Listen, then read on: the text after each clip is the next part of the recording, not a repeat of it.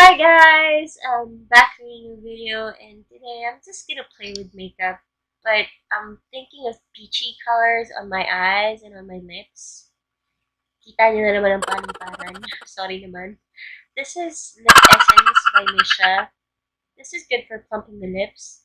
For primer, I'm using Maybelline's Master Prime all over my face. For foundation, this is Soft Beige. Shade is Soft Beige from Wet n Wild. For concealer, I'm using Maybelline Fit Me Concealer in the shade Sand. Itatago ko lang yung eye bags ko. If you guys don't mind, kulang ako lagi sa tulog. As I'm just using this loose powder from LA Girl to set my concealer. Hindi mo na ako magbibake under my eyes. Set ko na pati sa eyelids ko. For brows, I'm using LA Girl's Brow Pomade in the shade Soft Black. Slightly colored na yung buhok ko. But you guys, if you don't know kung ano yung color ng brow products na dapat gagamitin nyo based on your hair color, if your hair is dark, you should pick 2 shades lighter. And if your hair is light, you're gonna need to pick 2 shades darker. For eyeshadow, I'm using 2 different palettes. The first palette is the Peach palette from BYS, and the second one is the Neutral Ice 3 from Max Factor. You guys, I'm just gonna attach photos para makita nyo kung anong shades yung ginagamit ko sa eyelids ko kasi slightly deleted na yung names ng eyeshadow sa BYS palette ko, and yung sa Max Factor naman is wala namang name yung shades.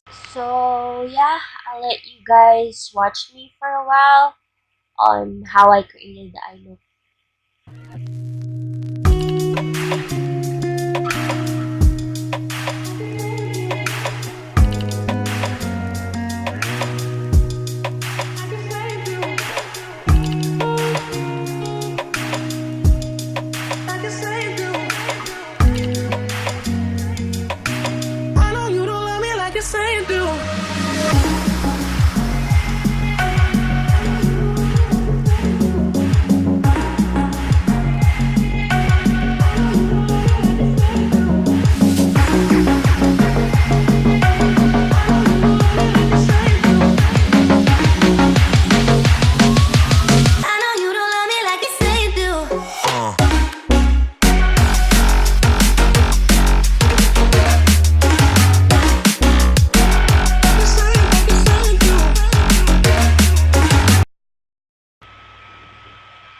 For my cat eye, I'm just using an eyeshadow.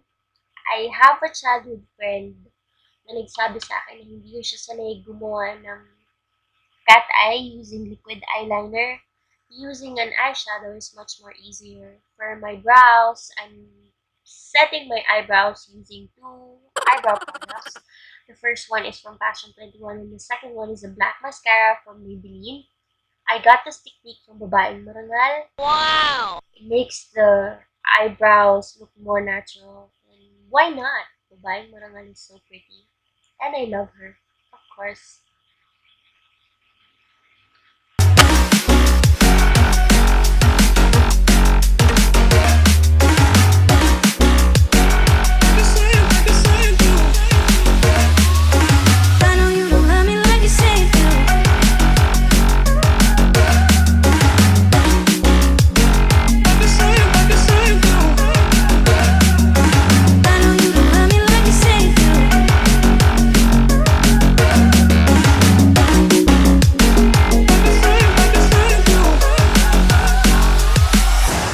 I'm cutting my false eyelashes into 2.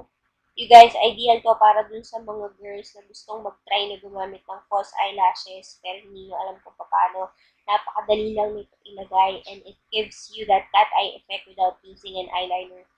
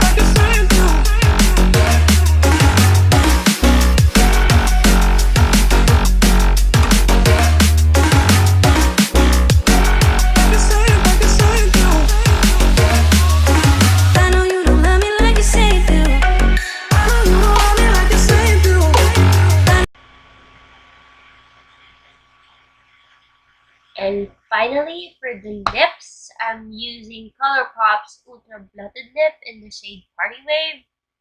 You guys, if you like the look, please give me thumbs up and don't forget to subscribe. See you guys again next time. Bye-bye!